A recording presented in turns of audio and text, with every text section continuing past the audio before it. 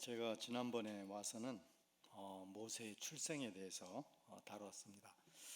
우리가 이제 출애굽기에 들어와 가지고 모세의 지도력, 모세의 일생을 한번 다뤄보려고 하는데, 지난 시간에 제목을 제가 문명의 헌신이라고 접었었죠. 그렇게 잡은 이유는 2장 1절에 보시면 이렇게 되어 있죠. 레위 가족 중 한 사람이 가서 레위 여자에게 장가들어 레위 한 남자가 한 여자와 결혼했다. 장가 들어가서 아이를 낳았다.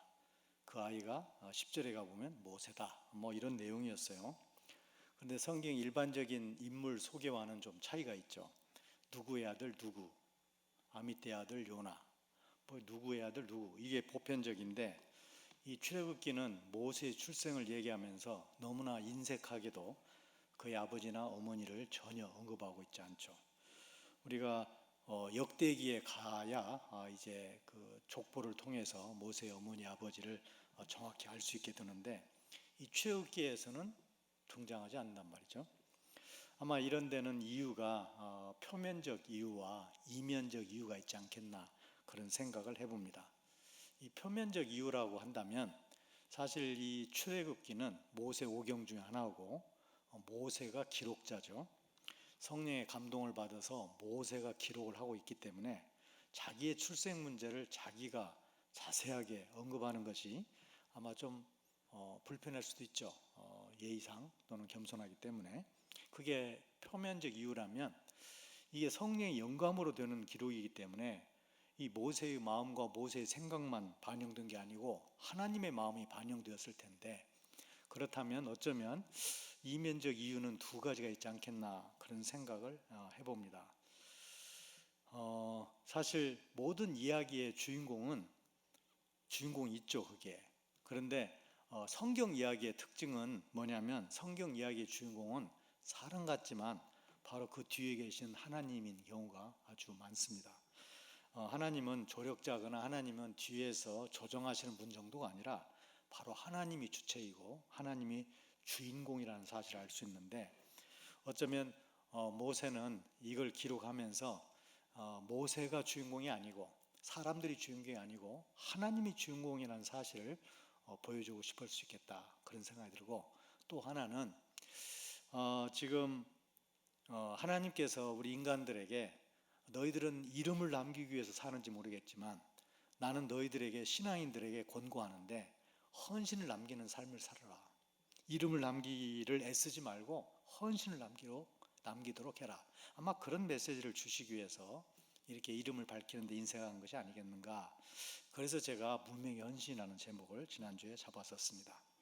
이제 오늘은 이제 3장으로 넘어왔는데 굉장히 많은 시간이 갔죠. 80년이라는 세월이 흘러간 것입니다. 이제 모세가 광야에서 40년, 그 전에 궁전에서 40년, 모세의 나이가 80세가 되었습니다. 그런데 모세의 출생 얘기가 나와 있고 40세쯤 되어가지고 애굽 사람을 죽인 일 때문에 미디안 광야로 쫓겨나는 거, 그건 기록이 되어 있지만 모세가 궁전에서 어떻게 삶을 살았는지 나와 있지 않습니다.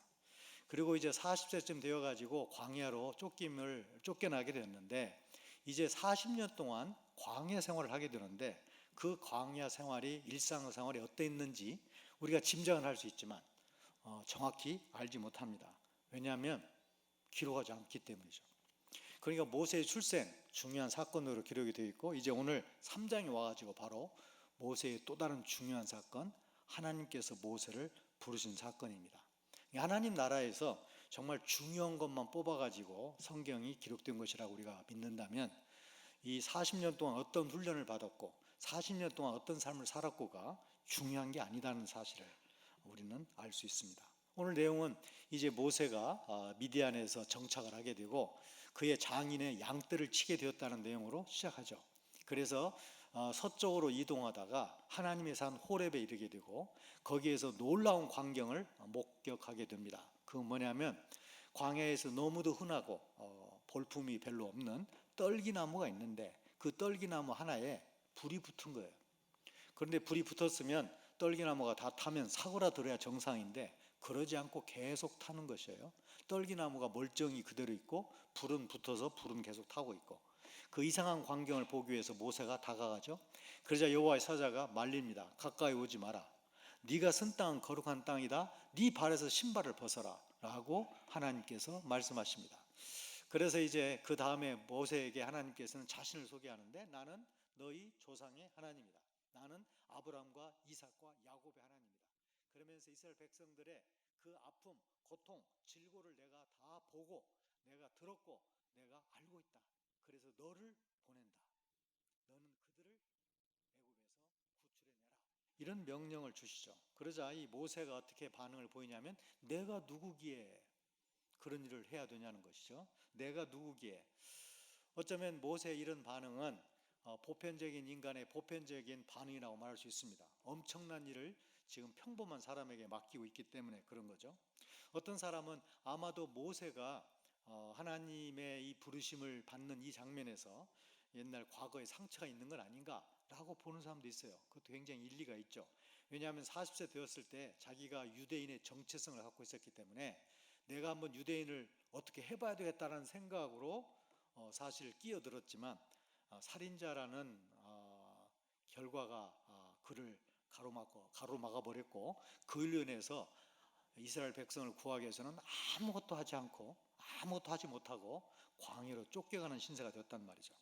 그리고 40년 동안 하나님께서는 모세에게 어떤 말씀도 거기에 대해서 말씀하지 않으셨다는 거예요. 그래서 모세의 나이가 80이 되었는데 이제 80이 되니까 하나님이 나타나셔서 네가 이제 구원해야 되지 않겠냐? 라고 하나님이 말씀하시니까 내가 누구기에 그런 일을 합니까? 라고 하는 어쩌면 그의 과거에 상처가 남아있는 그런 대답일 수도 있겠습니다. 하지만 지금 모세가 내가 누구기에 라는 말은 어떤 면에서는 나는 그럴 자격이 없습니다. 그럴 만한 인물이 못 됩니다. 라는 겸손을 나름대로 표현하고 있지만 그보다 훨씬 더 중요한 모세의 잘못된 태도는 내가 그런 자격과 그런 뭔가 있어야 내가 그런 큰일을 할 수 있는데 그러지 못하다는, 그래서 내가 뭐가 안 됐다는 나 중심의 판단을 가지고 있기 때문에 이 모세가 잘못된 지금 반응을 보이고 있는 것이죠. 어느 중학생 아이가 아마 공부가 굉장히 힘들었던 모양입니다. 그래서 고민하다가 선생님을 찾아가서 상담을 신청하죠. 그래서 이제 이 얘기 저 얘기 하다가 하도 답답하니까 이 중학생 아이가 선생님한테 이렇게 얘기했다고 그래요. 선생님, 우리 아버지가 의사입니다. 우리 어머니는 간호사입니다. 그런데 저는 왜 이 모양이죠? 이렇게 얘기를 했다고 그래요. 그러니까 이 선생님이 가만히 물끄러미 그 아이를 쳐다보더니 이렇게 대답했답니다. 그거야 네가 환자니까 그렇지. 뭐 아버지가 의사고 간호사고 그 둘에 둘러싸여 있는 사람이면 환자일 수 있겠죠. 이 선생님은 정말 그 아이를 잘 모르고 사람의 일을 잘 모르기 때문에 그런 잘못된 대답이 나오는 것이라고 말할 수 있습니다. 제대로 안다면 제대로 답을 할 수 있겠죠. 모세가 하나님을 제대로 안다면 지금 자기를 초청하고 있고 보내시겠다고 말씀하시는 하나님이 누구신지 알았다면, 그리고 자신은 또 누군지 알았다면 아마 그런 대답은 하지 않았을 것이에요. 오늘 저는 모세가 어떻게 지도자로 부름을 받았는지와 함께 이야기의 4가지 구성 요소 중에 2가지만을 함께 살펴보려고 합니다. 이야기라 하면 배경이 있고 등장인물들이 있고 그 다음에 구성이라는 것이 있고 그 다음에 수사법이라는 걸 사용합니다. 오늘 특별히 배경과 인물 또는 거기에 사용된 도구, 이것만 좀 살펴보려고 합니다.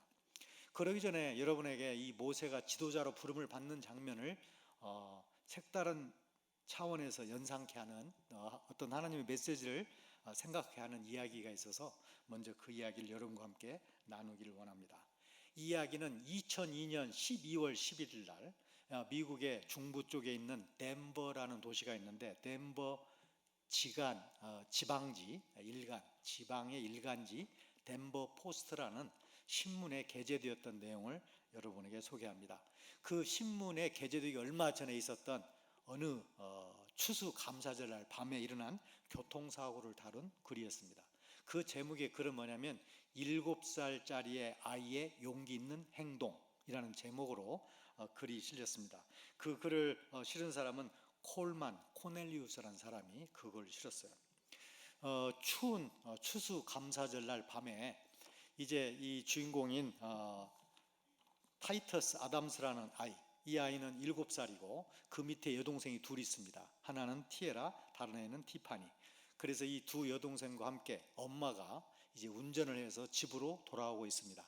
아빠가 바쁜 일이 있어가지고 할머니 외가댁에 엄마와 세 아이만 방문하게 되고, 저녁 식사를 마친 다음에 이제 몇 시간을 운전해서 가야 되기 때문에 이 콜로라도의 굉장히 험한 고도가 높은 그 후비진 곳 그릴리라는 그쪽을 지나가고 있었습니다. 이 아이들은 이제 밤늦게 도착할 것이기 때문에 집에 도착하자마자 이제 잠자리에 들기 위해서 잠옷으로 갈아입고 이 뒤에 쪼르륵 세 명이 타고 있죠. 엄마는 픽업 트럭을 운전하고 있었습니다.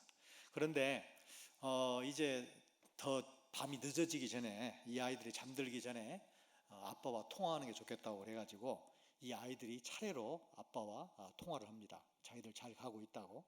그래서 통화를 마친 다음에 이제 엄마에게 핸드폰을 건네주고 싶었는데, 이 타이터스가 아무리 아이고 또 픽업 트럭이 운전사석과 그 다음 석이 자리가 좀 멀고 그 다음에 다 안전벨트를 매고 있고, 그러니까 이게 전달이 잘 안 되는 거죠.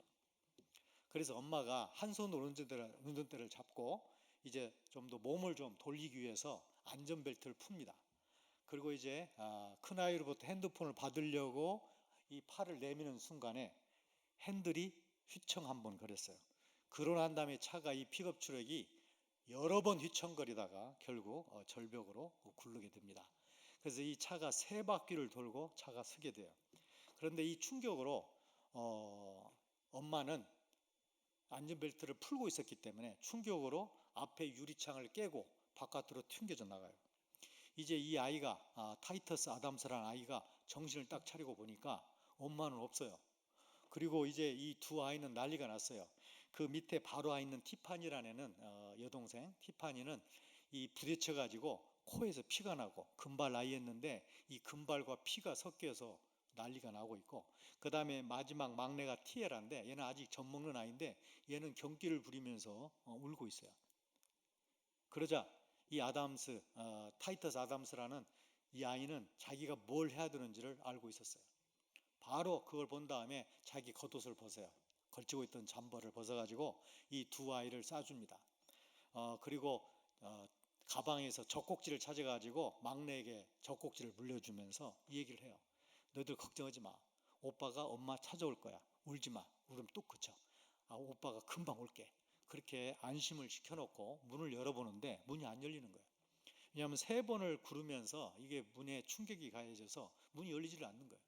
그래서 이 타이터스라는 애가 엄마가 튕겨나간 그 앞 유리창으로 기어가지고 차 바깥으로 나옵니다.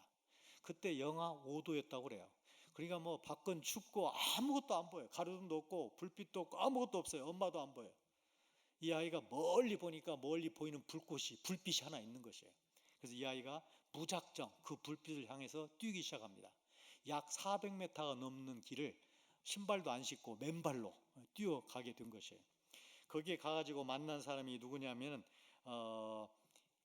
길레르모 가르시아라는 낙루업을 하는 사람이에요. 이 사람이 홀스타인 젖소를 자기 외양간에다가 집어넣고 있는 중이었어요. 그런데 어떤 아이가 뛰어오더니 막 토를 하면서 뭐라고 얘기를 하는데, 안타깝게도 불행하게도 이 가르시아는 영어를 모르는 사람이었어요. 그래서 막 이 아이가 토하면서 뭐라고 하는데 이 말 알 수가 있어야 말이죠. 근데 마침 가까운 이웃이 그 소리치는 소리를 듣고, 우리로 말하자면 119죠. 미국은 911, 911로 전화를 걸어서 구조 요청을 하고, 이제 거기서 와가지고 엄마도 찾고 아이도 다 이제 돌봐주는 그런 일을 하게 됐다는 내용이 2002년 12월 10일 덴버 포스트에 실렸습니다. 거기에 보시면 이 타이터스 아담스라는 아이, 7살밖에 되지 않는 아이, 이 아이는 한 번도 리더십이 뭔지, 리더십 훈련을 받아본 적이 없는 아이예요. 혹시라도 어려운 일이 생기면 이럴 때는 이렇게 해야 된다라는 특별 교육을 받은 아이가 아니에요.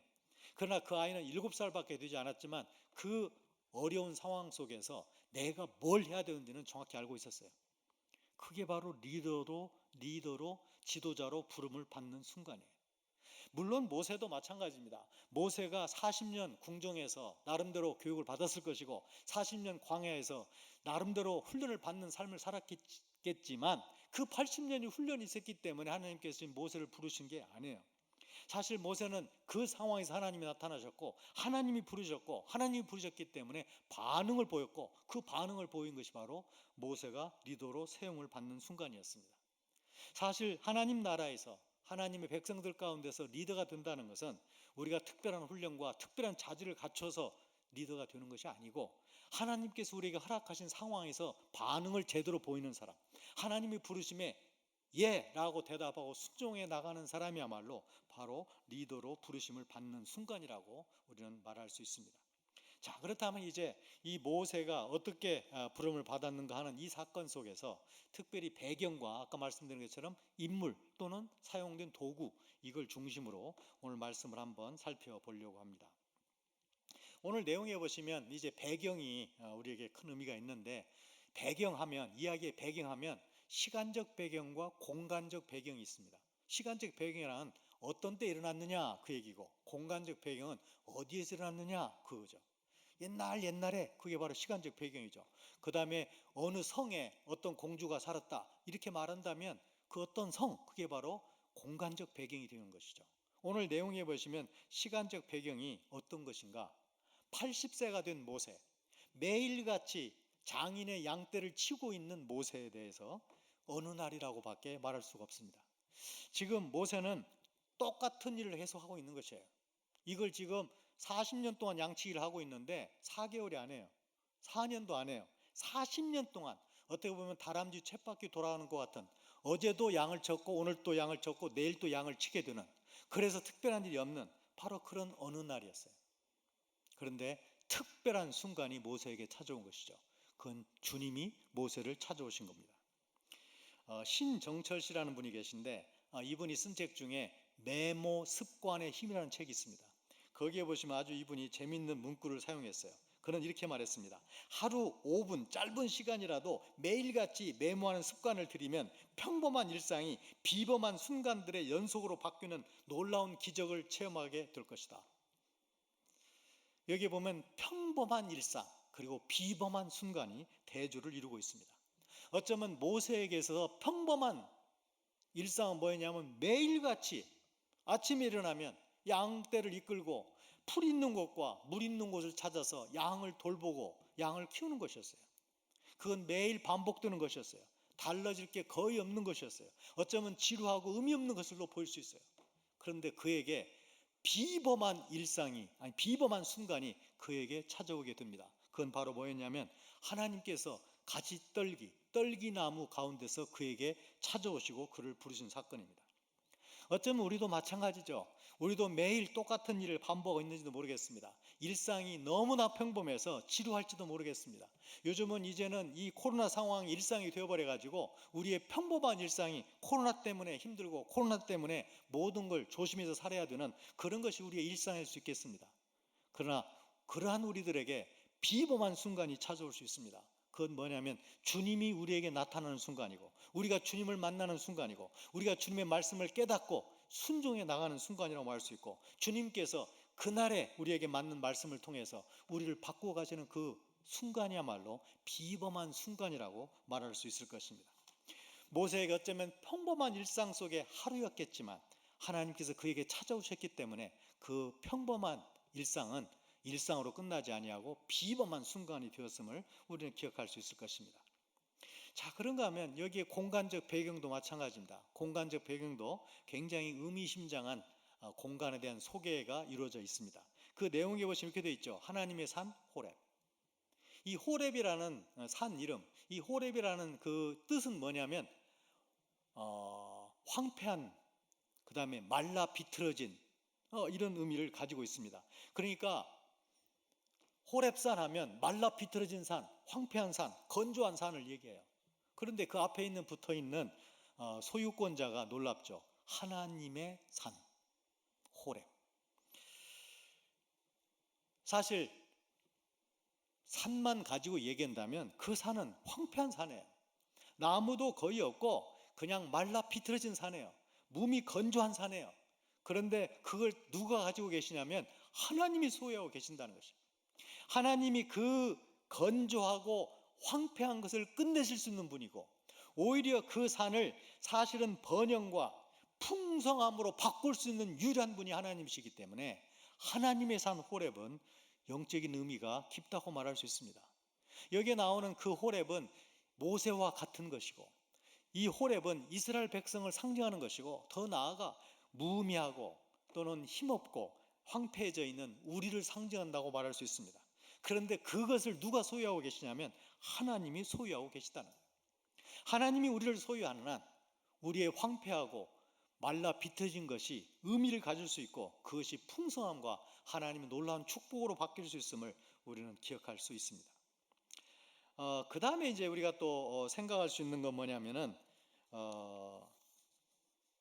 소도구인데, 물론 소도구를 생각하기 전에 등장인물 중에 하나님을 한번 생각해 보죠.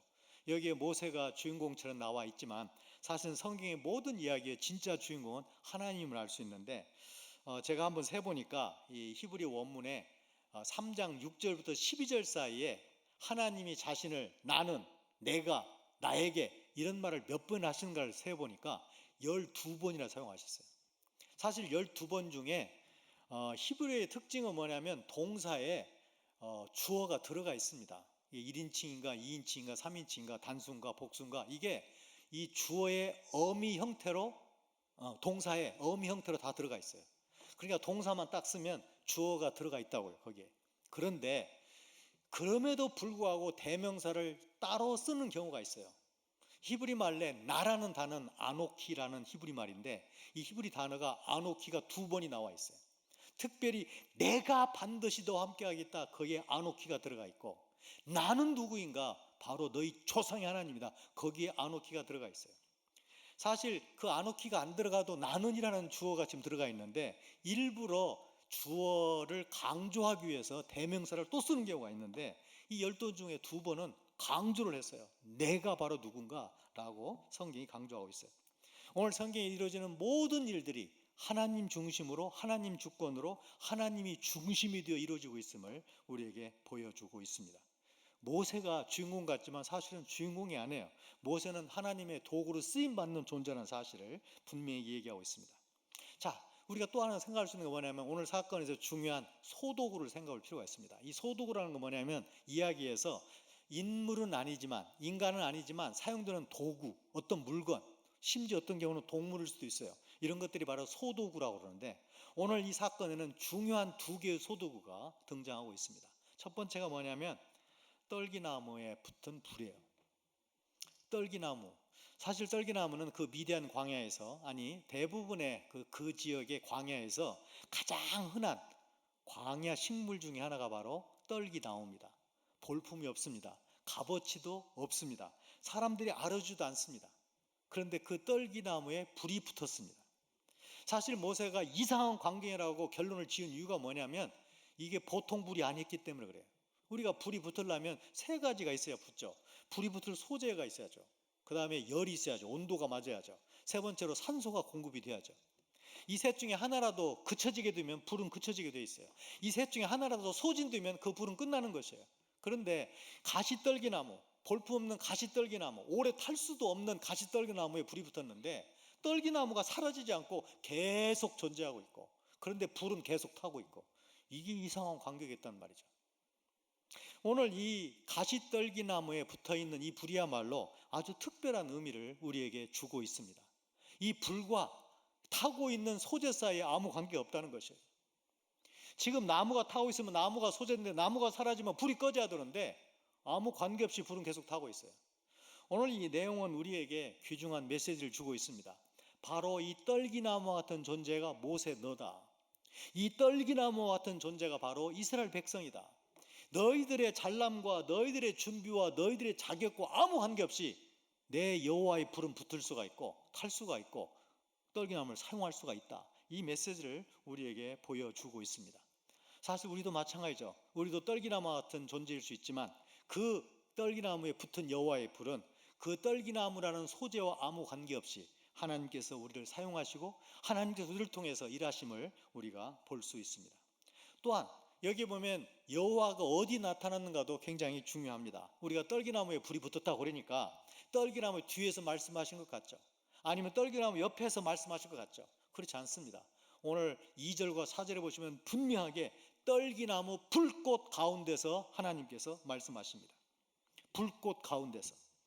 사실 이것에서 유대인들은 율법을 해석해 놓은 책이 바로 유명한 게 미드라시라는 책인데, 그 미드라시 라바라는 책에 보면 이 부분을 이렇게 해석해 놓았습니다. 이스라엘이 고난 중에 있으나 나도 고난 중에 있는 것을 너희가 알지 못하느냐? 지금 하나님께서 그 얘기를 하고 계시다는 것입니다. 너희들이 고난 중에 있고 고통 중에 있다면 나도 너희들이 당하는 고난과 고통 중에 있다. 지금 주님께서 너희들의 고통과 고난을 내가 듣고 보고 알았다고 말씀하시는데, 나는 멀리서 지켜보고 너희들 안 됐구나, 이렇게 하면 살 수 있다 라고 말씀하시는 분이 아니라는 것입니다. 너희들이 고통을 당한다면 나는 그 중에 함께 있고, 너희들이 어려운 일을 겪고 있다면 나는 그들 중에 함께 어려움을 당하는 존재가 바로 너희를 그렇게 사랑하는 너희의 아버지 되시는 하나님이라는 사실을 우리에게 보여주고 있습니다. 이 떨기나무에 붙은 불은 다시 또 출애굽기 19장과 우리가 대조를 이루고 있음을 알 수 있습니다. 이 출애굽기 19장에 나와 있는 시내산은 여기에 나와 있는 호렙산과 같은 산입니다. 어떤 학자들은 호렙산은 좀 낮은 산을 얘기하고, 그 시내산은 그 전체 산맥을 얘기한다라고 말하는 사람이 있고, 이 북쪽의 산을 호렙산이라고 한다면 남쪽에 더 높은 거대한 산을 시내산이라고 말한다라고 주장하는 학자들이 있는데, 어떤 주장을 택하든 이 시내산과 호렙산은 사실은 같은 산입니다. 그런데 호렙산에 나타난 여호와의 불은 떨기나무에 붙어있는 불꽃으로 나타났어요. 그런데 이제 시내산 19장, 출애굽기 19장에 가보면 시내산 전체가 여호와의 불이 임합니다. 그러니까 두 사건은 하나님의 임재라는 공통점을 갖고 있어요. 그러나 이 규모에 있어서 전혀 다르죠. 하나는 모세 한 사람을 위한 여호와의 임재이시지만, 이제 시내산은 이스라엘 백성 전체를 위한, 약 200만이 넘었을 전체를 위한 하나님의 임재 사건임을 우리가 알 수 있습니다. 또 다른 소도가 뭐냐면 여기에 나와 있는 바로 신발입니다. 이 신발이 보면 왜 신발을 벗으라고 말씀하시는가? 모세, 네가 서 있는 땅이 거룩하기 때문이라는 것이에요. 그러면 지금 모세가 서 있는 그 떨기나무 앞에만 거룩한 것인가? 그 얘기가 아니죠. 내가 임했기 때문에, 내가 여기 와 있기 때문에, 너와 지금 대면하여 말하고 있기 때문에 그 땅이 거룩하다는 것이에요. 그 당시에 신발은 어떤 의미가 있었는가? 이 왕 앞에서는 신하들은 신발을 벗게 되어 있었습니다. 우리는 당신의 종이요, 우리는 당신 말을 듣겠다는 의미를 가지고 신발을 벗도록 되어 있었죠. 지금 하나님께서 모세에게 그걸 명하신 겁니다. 그런데 그 장소가 특별한 곳이 아니고, 거룩한 곳과 거룩하지 않은 곳이 따로 구분되는 게 아니고, 하나님이 거하시는 곳이 거룩한 곳이에요. 더 구체적으로 얘기하자면 하나님이 어디에나 계시기 때문에 하나님의 거하심을 인정하는 곳이 바로 거룩한 곳임을 알 수 있습니다. 그러니까 교회는 거룩하고 세상은 거룩하지 않은 것이 아니고, 직장은 거룩하지 않고 예배당은 거룩한 곳이 아니고, 어느 곳이나 하나님이 계신 곳이 거룩한 곳이다. 어쩌면 거룩이라는 이 개념에 있어서 하나님의 임재, 이걸 생각을 해서 거룩을 따져야지, 특별한 장소가 있어서 그곳에서는 거룩하게 행동해야 되고 특별한 곳은 거룩하지 행동 안 해도 되고, 이건 아니라는 것이죠. 사실 또 이 사건은 여호수아서 5장과 비교가 되고 있습니다. 아까 시내산과 이 호렙산에 나타난 가시떨기나무가 비교가 되고 있다면, 또 다른 비교가 있는데, 이 신발을 벗는 문제는 여호수아 5장에도 나옵니다. 여호수아가 이제 모든 준비를 마치고 가나안 땅에 입성하기 직전에 길을 가려고 하는데, 군대 대장이 나타나가지고 칼을 빼들고 나타나서 길을 막는 장면이 나와요. 거기에 대해서 여호수아가 뭐라고 하냐면, 너는 우리들을 위하느냐 아니면 적들을 위하냐라고 묻죠.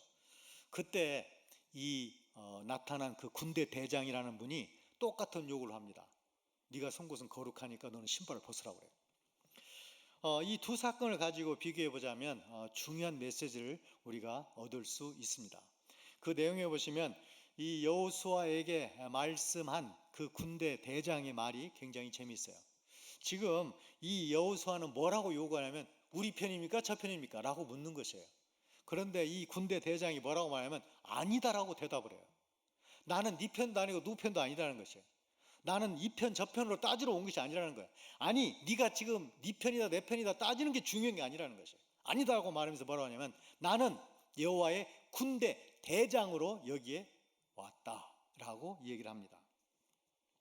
여기에 보시면 우리가 생각할 거 뭐냐면 여호와의 군대 대장 그러면 우리는 천군 천사를 가리키는 것처럼 생각할 수도 있죠. 그러나 그렇지 않습니다.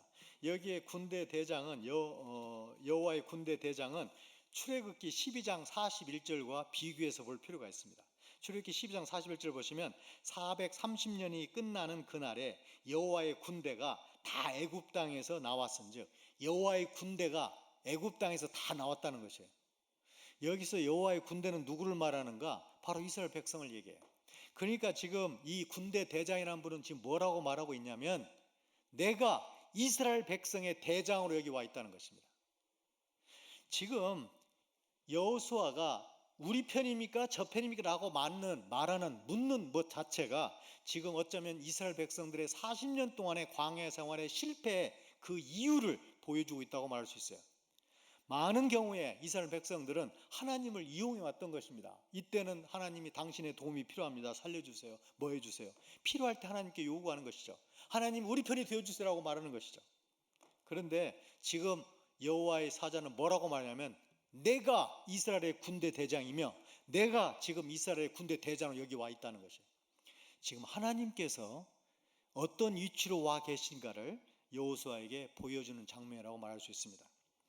우리가 유명한 아브라함 링컨 얘기를 우리가 예를 들 수가 있죠. 사실 아브라함 링컨은 남북 전쟁을 하게 되면서 굉장히 어려운 길을 많이 겪었습니다. 사실 북군이 아브라함 링컨 대통령이 이끌고 있는 북군이 군대 수도 많고 전력도 훨씬 강했지만 연전연패했어요. 왜냐하면 남군에는 로버트 리라는 훌륭한 장군이 있었는데 그 사람과 싸움만 붙으면 북군이 지는 것이에요.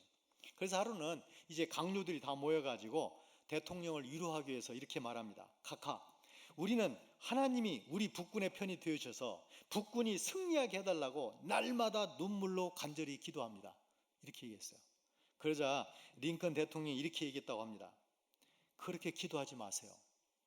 하나님께 우리 편이 되어달라고 기도하지 말고 우리가 항상 하나님 편에 서 있게 해달라고 기도합시다. 사실 비슷한 말 같지만 굉장히 다른 얘기죠. 하나님 우리 편이 되어주세요와 우리가 하나님 편에 항상 설 수 있도록 우리를 도와주세요. 이 말은 전혀 근본이 바뀐 기도 내용이라고 할 수 있습니다.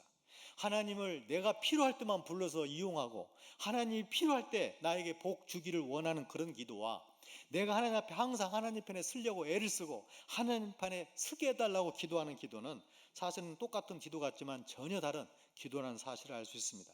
이스라엘 백성들이 왜 실패했는가? 당신 우리 편이요 아니요? 이렇게 따지는 것이 잘못된 것이죠. 우리가 하나님 편에 항상 설 수 있도록 기도했어야 되고 그렇게 했어야 되는 것이 맞는다는 것이죠. 오늘 이 내용을 잘 보면 하나님께서 모세를 어떻게 지도자로 부르셨는지를 잘 보여주고 있습니다. 하나님이 때가 되었던 것이죠. 모세가 생각했던 40세 때가 하나님이 생각한 때가 아니었습니다.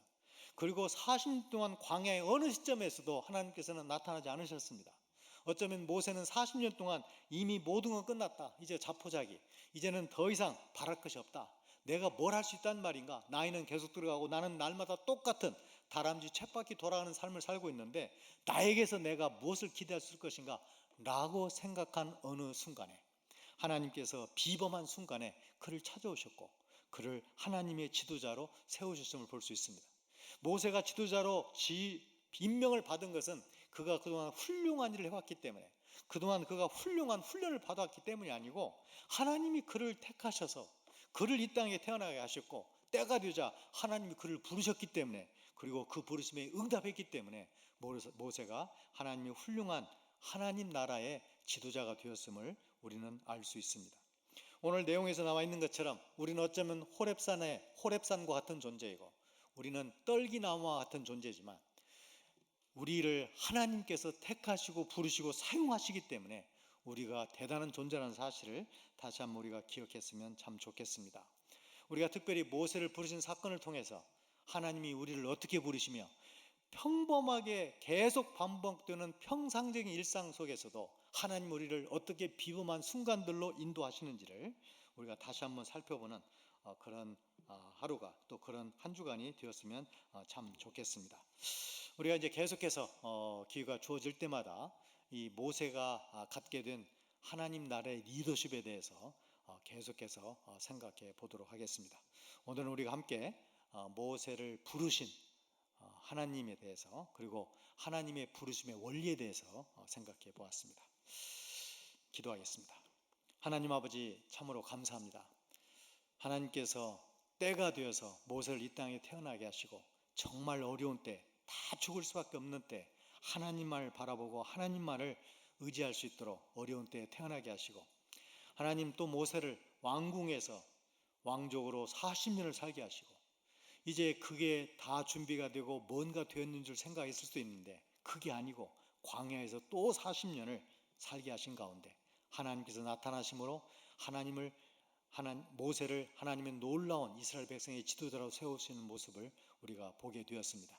하나님, 우리가 뭔가 가졌기 때문에, 뭔가 자익이기 때문에, 뭔가 갖췄기 때문에가 아니라 하나님 우리를 택하시고 부르셨기 때문에 그 부르심에 응답함으로 우리가 하나님의 지도자가 되고 우리가 하나님의 사람이 됨을 다시 한번 확신할 수 있는 이 어려운 시기를 살면서 그러한 하나님의 부르심과 하나님이 주신 사명과 하나님이 깨닫게 하시는 말씀에 민감해질 수 있는 저희들이 되게 주님 도와주옵소서. 오늘도 우리에게 귀한 시간 주셨음을 다시 한번 감사하고 이 모든 말씀을 예수님의 이름으로 기도하였습니다. 아멘.